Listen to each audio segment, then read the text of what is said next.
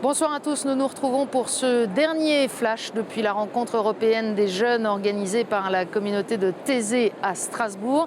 Et avec nous pour conclure, Monseigneur Denis Moutel. Monseigneur, bonjour. Bonjour Philippine. Merci de nous avoir rejoints. Monseigneur, en plus d'être évêque de Saint-Brieuc et Tréguier, vous avez la charge au nom des évêques de France des questions qui concernent la jeunesse. Alors, quel est votre sentiment après ces jours de rencontre ? Bien, je fais une expérience de pèlerin de la confiance, moi aussi, avec des 34 jeunes du diocèse et d'autres jeunes bretons que je vais rejoindre ce soir pour la nouvelle année. Et puis, je fais l'expérience d'être au milieu des jeunes, avec l'archevêque de Strasbourg également. Quelle expérience? D'abord, l'expérience formidable de l'hospitalité. Je trouve que c'est vraiment très frappant que 10 000 familles, me semble-t-il, en Alsace et dans l'Ortenau, aient ouvert leurs maisons. Voilà une expérience humaine fondamentale dans laquelle on entre ici tout simplement.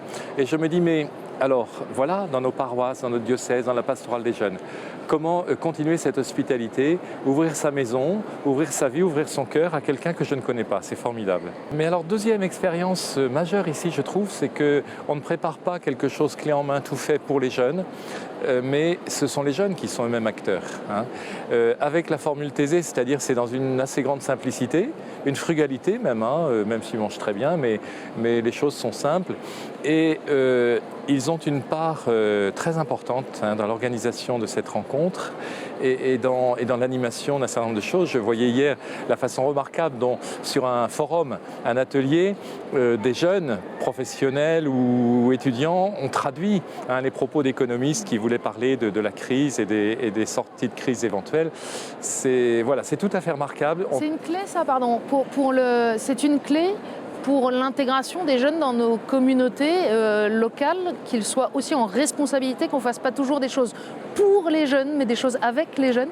Bien sûr, dès lors que des jeunes ont célébré leur confirmation, il faut quand même s'inquiéter 15 jours, 1 mois, 3 mois après, de la question qu'est-ce que nous leur avons réellement demandé, Non pas de venir faire avec nous dans nos affaires, mais de leur dire mais vous, quelle part allez-vous prendre à la prière, à l'attention aux malades, aux plus pauvres ou à vos copains, à vos amis là où vous êtes. Pour moi, c'est une grande clé. Ça appartient au christianisme. Christ a appelé des disciples, des apôtres, il leur a confié la mission elle est confiée aux jeunes. Quel regard portent ces jeunes sur l'Europe ? Alors, sans doute un regard inquiet. Sans doute aussi n'ont-ils pas toute la connaissance historique, ou du moins ils ne l'ont pas directement, ça fait un moment déjà l'Europe. Mais il me semble qu'ici, il y a une sorte de laboratoire européen extrêmement intéressant, parce qu'on voit bien que l'Europe, ce ne sont pas, pour reprendre l'expression de Monseigneur Pontier, des bénéfices à retirer, mais c'est une fraternité à construire. Alors, il me semble qu'ici, il y a un laboratoire de la fraternité et que ce type de rencontre, ce type d'expérience avec des jeunes de tout pays, je suis frappé par la présence des jeunes d'Ukraine et leur forte implication et leur forte demande intérieure qui va bien au-delà justement de bénéfices économiques, qui va jusqu'à une identité, jusqu'à la question de la liberté. Bon, mais il n'y a pas de liberté sans fraternité. Enfin, voilà pour moi un message pour l'Europe. Monseigneur, comment faire durer ce que les jeunes expérimentent ici ? Ce travail-là, de l'accompagnement spirituel des jeunes qui sont venus à Thésée et eux-mêmes pouvant transmettre à d'autres, c'est l'essentiel de la mission des églises particulières de nos diocèses auprès des jeunes. Les aider à aller à la source, comme Jésus avec la Samaritaine, comme Jésus avec Zachée, comme dans toutes ces rencontres évangéliques. On a ici une belle rencontre évangélique.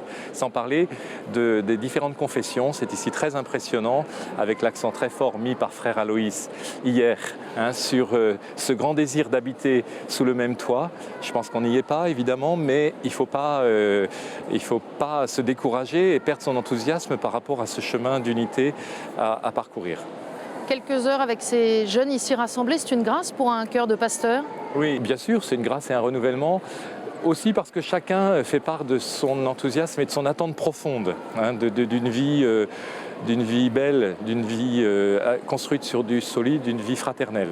Monseigneur, un dernier mot lié à l'actualité. Il y a un grand motif d'action de grâce aujourd'hui, c'est l'annonce de la libération du père Georges Van den Bossche. quelle grande joie, quelle grande joie. Ici aussi, je vous assure que ce soir, je pars en Allemagne, puisque les jeunes du diocèse de Saint-Brieuc-et-Tréguier sont en Allemagne à Offenburg. Je vais les rejoindre pour le passage de la nouvelle année. On va évidemment rendre grâce, exprimer notre joie pour ce dénouement heureux. Je pense à la famille du père Van den Busch, je pense à ses paroissiens dans le diocèse de Nanterre, à monseigneur Gérard Daucourt, mon frère évêque, pour qui ça a été vraiment un arrachement, une grande souffrance. Donc grande joie et merci à tous ceux qui ont permis cet heureux dénouement. Merci à vous, monseigneur, d'être venu nous rejoindre et merci à tous ceux qui nous ont permis de nous retrouver régulièrement pendant cette rencontre de Thésée à Strasbourg.